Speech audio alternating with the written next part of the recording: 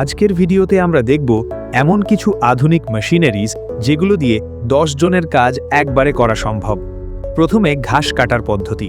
এতে শুধু একটা টুল আর একজন কাজের দক্ষতা ও শক্তি লাগে। এখানে যে টুলটা ব্যবহার হয় সেটা হলো ব্লেড। 90 সেন্টিমিটার লম্বা একদম ধারালো একটা ব্লেড। ব্লেডটা প্রায় মাটির উপর ঢেলে রাখা থাকে, আর কাজটা করা মানুষটা আংশিক বৃত্তাকার একটা মুভমেন্ট করে।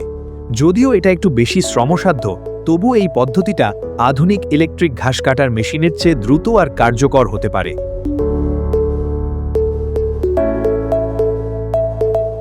ভেজিটেশন কন্ট্রোলের এই দ্বিতীয় পদ্ধতিটা আমরা যা আগে দেখেছি তার থেকে একদম আলাদা। এটা একটা নাও যা খাল আর ছোট নদীতে জলজ উদ্ভিদগুলো কুচি কুচি করে ফেলে।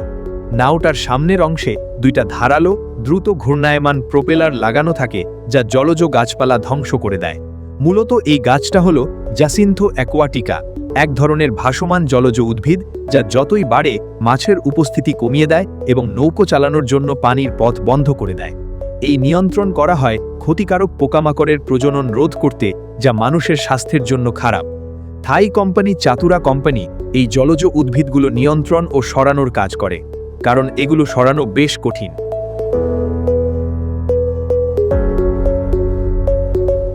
আর একটা উদ্ভিদ যা কঠিনভাবে নিয়ন্ত্রণ করা যায় তা হলো মস, যা কংক্রিটের ফাটলের মাঝে জন্মায়। পথঘাট ওয়েস্টারম্যান নামের কোম্পানি জার্মান প্রযুক্তি নিয়ে WR870 মডেলের একটি শৈবাল ব্রাশ তৈরি করেছে, যা সব ধরনের শক্ত পৃষ্ঠ থেকে শৈবাল, আগাছা আর আবর্জনা পরিষ্কার করে, যেমন পাথরে sidewalk, block pavement, asphalt, concrete floor, public park ইত্যাদি। এই ব্রাশে হন্ডার 4 স্ট্রোক মোটর লেগে আছে, যা সবচেয়ে জটিল এলাকা পর্যন্ত পরিষ্কার করতে পারে।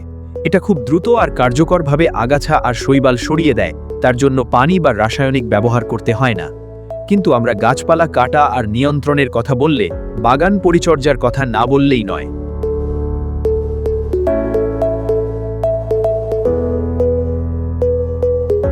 বাগান পরিচর্যার ইতিহাস প্রায় 4000 বছর পুরানো।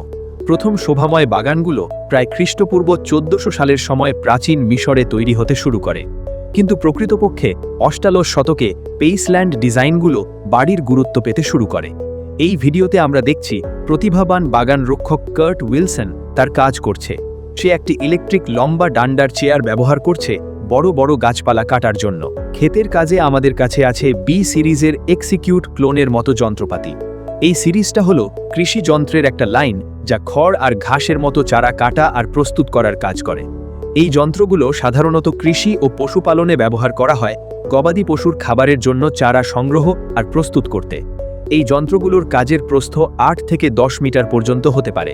প্রতিটা কাটার হেড ঘূর্ণায়মান, দুইটা double side carbon still blade দিয়ে সাজানো। এখানে দেখানো হচ্ছে কিভাবে কাটার ব্লেডের সাইড বদলানো বা ব্লেডের জায়গা পরিবর্তন করা হয়।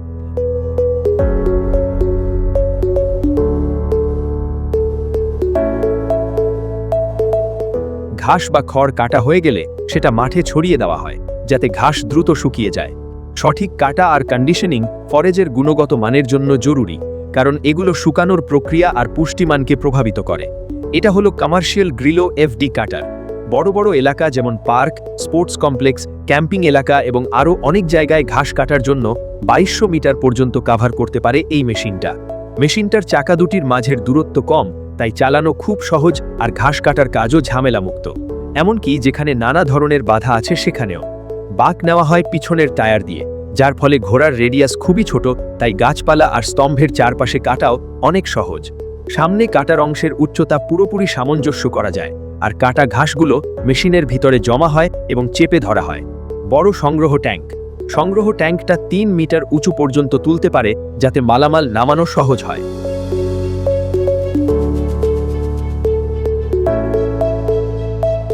এটা এক্সট্রিম জমির জন্য মোটর চালিত কাটার। এই মডেল YK1040, 4 চাকা ড্রাইভ সহ। এর দ্রুত আর কার্যকর কাটার ব্লেড সিস্টেম আছে, যা লম্বা ঘাস আর ছোট গাছের জন্য ভালো। এর 4 চাকার টান শক্তি যে কোনো ধরনের জমিতে চলে, এমনকি খাড়া আর অসমান জমিতেও। রাস্তার ধারে আর সীমান্তের গাছপালা নিয়ন্ত্রণ করার জন্য একদম পারফেক্ট।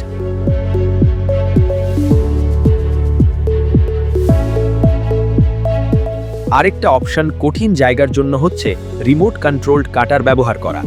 এটা হলো ইলাস্ট্রিয়াম কাটার, যা কঠিন জায়গায় গাছপালা কাটার জন্য ডিজাইন করা হয়েছে, যেমন চড়াই উতরাই ঢাল, জলাভূমি আর খারাপ রাস্তাঘাট। এর ডিজাইন কম্প্যাক্ট আর মজবুত।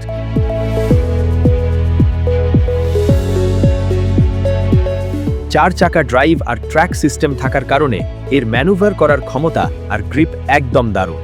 চ্যালেঞ্জিং জমি।